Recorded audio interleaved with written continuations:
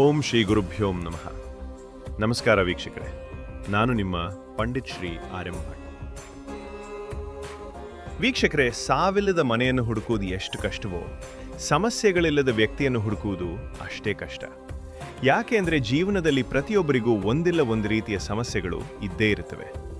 ಕೆಲವರಿಗೆ ಬಡತನ, ಶಿಕ್ಷಣ, ಹಣದ ಸಮಸ್ಯೆಗಳು ಇದ್ರೆ ಇನ್ನೂ ಕೆಲವರಿಗೆ ಶತ್ರುಕಾಟ, ದಾಂಪತ್ಯ ಕಲಹ, ಅತ್ತೆ ಸೊಸೆ ಕಲಹ, ಉದ್ಯೋಗ ಸಮಸ್ಯೆ, ಹೀಗೆ ನಾನಾ ತೊಂದರೆಗಳು ಇರುತ್ತವೆ.